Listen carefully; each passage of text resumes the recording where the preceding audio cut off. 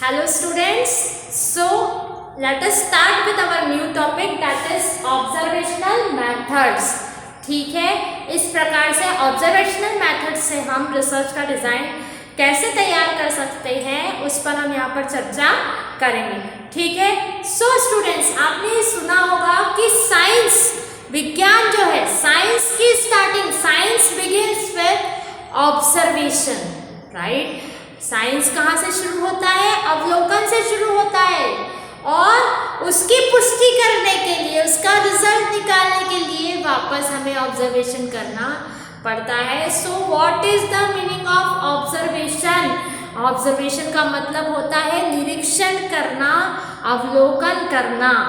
ठीक है, कई जैसे हमने पिछले लास्ट वीडियो में हमारे इसमें देखा था एक्सपेरिमेंटल मेथड। एक्सपेरिमेंट जब तक हम कुछ करके नहीं देखते, राइट। जैसे भाई आपको किसी ने चिमटी ऐसे करी, तब एहसास हुआ, जब पहली बार किसी ने किसी को चिमटी करी होगी तब एहसास हुआ होगा कि चिमटी तोड़ने से दर्द होता है।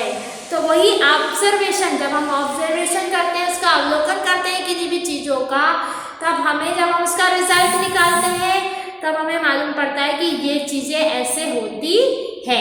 ठीक है, तो अब हम ऑब्जर्वेशन मेथड के कुछ टाइप्स देखेंगे, that is uncontrolled. First one is the uncontrolled observation. इसको हिंदी में कहा जाता है अनियंत्रित अवलोकन। अब जैसे अनियंत्रित अवलोकन क्या होता है? जिसमें हमारा कोई नियंत्रण नहीं है, जिस भी वस्तु का, जिस भी व्यक्ति का, जिस भी वातावरण का हम अवलोकन कर रहे हैं, इसमें हमारा पार्टिसिपेशन नहीं है, हम उसमें भाग नहीं ले सकते हैं। बस हमें सिर्फ हम दूर से ही उसको ऑब्जर्व करके हमारे रिजल्ट की तरफ हम बढ़ सकते हैं। अब जैसे हम छोटा सा एक एग्जाम्पल लेते हैं। अब कोरोना चल रहा है, कोरोना इससे होता है, कोरोना उससे होता है, कोरोना इससे नहीं होता है, कोरोना इससे नहीं होता है। अब पहले बोला गया था सब्जियों से भी कोरोना हो सकता है, वही फलों से भी कोरोना हो सकता है। अभी एक रिसर्च में पाया गया, जब ऑब्जर्वेशन किया गया या एक्सपेरिमेंट किया गया, उससे पाया गया कि सब्जियों या फलों से कोरोना नहीं होता है। कुछ लोगों पर उसका एक्सपेरिमेंट किया गया। वही हम जब बोल रहे हैं, एक्सपेरिमेंट की बात कर रहे हैं, ऑब्जर्वेशन की बात कर रहे हैं, तो ये सारे मेथड्स कहीं ना कहीं कोई ना कोई मतलब प्रॉब्लम्स में, हर प्रॉब्लम के अनुसार अलग अलग मेथड्स का उपयोग किया जाता है। हर मेथड का एक अपना अलग वैल्यू क्रिएट है, राइट। तो अब मालूम पड़ा कि रिसर्च से मालूम पड़ा कि जब आधा घंटे कोरोना पेशेंट को एक जो है सब्जी हाथ में रखी गई और उसके बाद उसका एक्सपेरिमेंट किया गया, तब मालूम पड़ा कि सब्जियों से कोरोना नहीं होता है। तो इस प्रकार रिसर्च जो हम बोल रहे हैं, इट्स वेरी डिफिकल्ट प्रोसेस। इस पे हमें सही अगर राह मिल जाती है, सही पाथ मिल जाता है, तो ये बहुत अच्छे से हो जाता है। तो हमें इसीलिए सब स्टेप्स की ज़रूरत है, हमें सब चीज़ें पता होनी चाहिए कि कैसी सिचुएशन में हम कैसे टाइप्स के द्वारा हम रिसर्च कर सकते हैं। ठीक है, तो हमने ये देखा अनकंट्रोल्ड टाइप ऑफ ऑब्जर्वेशन। इसमें हमारा चीज़ों पर कंट्रोल नहीं रहता है, हम उसमें पार्टिसिपेट नहीं बन सकते हैं। ठीक है, then controlled observation. Controlled observation का मतलब होता है नियंत्रित अवलोकन। इसमें कैसा है, जैसे एग्जाम्पल मैं आपको बताती हूँ। इस प्रविधि में कई साधनों की मदद से अवलोकन को नियंत्रित किया जाता है। इसमें अवलोकनकर्ता पर तो नियंत्रण होता ही है, साथ ही अवलोकन करने वाली घटना अथवा तथ्य पर भी पूर्ण रूप से नियंत्रित स्थापित, मतलब कुछ घटनाओं पर, कुछ लोगों पर, जिन पर हम ऑब्जर्वेशन कर रहे हैं, इसको हमने जो अनकंट्रोल्ड हमारी ऑब्जर्वेशन मेथड थी, इसको थोड़ी सी रिवाइज करके इस मेथड के थ्रू आप उन घटनाओं पर, लोगों पर नियंत्रण रख सकते हैं, right. Then third one is the participant observation. Participant observation का मतलब होता है सहभागी अवलोकन। ठीक है, अब इसमें आप क्या करते हैं, इसमें जब आप ऑब्जर्वेशन कर रहे हैं, जब आप अवलोकन कर रहे हैं, तब आप खुद उस जगह का जहाँ पर भी आप अवलोकन कर रहे हैं उसका आप एक हिस्सा बनते हैं। जब आप हिस्सा बनोगे तब आपको वहाँ की गतिविधियाँ समझ में आएंगी, कौन क्या कैसे समझ रहा है, आप क्या समझ रहे हो, उन चीज़ों को आप मिक्सअप करके एनालाइज कर सकते हो, उनका विश्लेषण कर सकते हो। Then next one is non participant observation.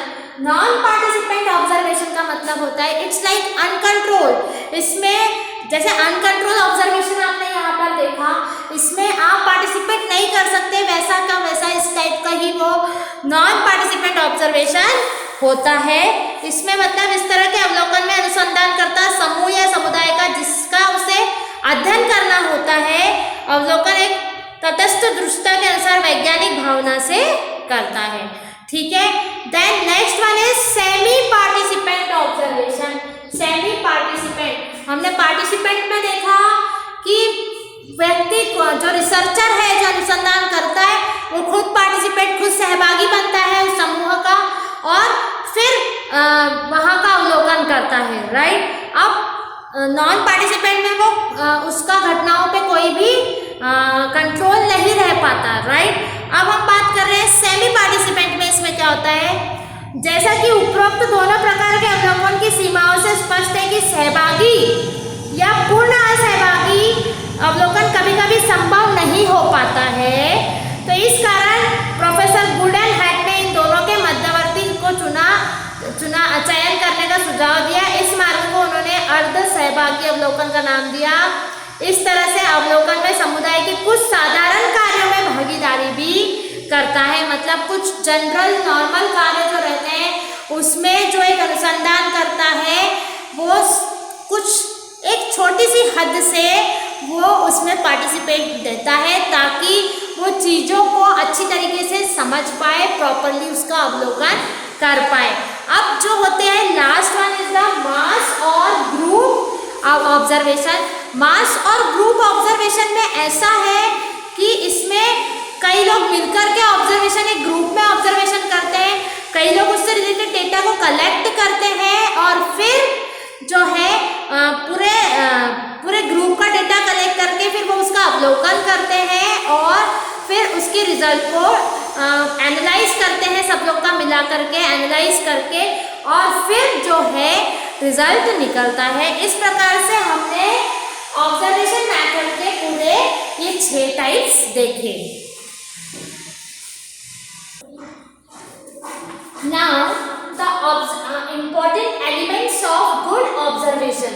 अब इसमें हम देखेंगे सबसे पहला कंप्लीट प्लानिंग। जब भी आप एक ऑब्जर्वेशन कर रहे हैं, ऑब्जर्वेशन डिज़ाइन को यूज़ कर रहे हैं डेटा कलेक्ट करने के लिए, तो जो है आपको सबसे पहली चीज़ क्या करनी है, आपको कंप्लीट प्लानिंग करनी है।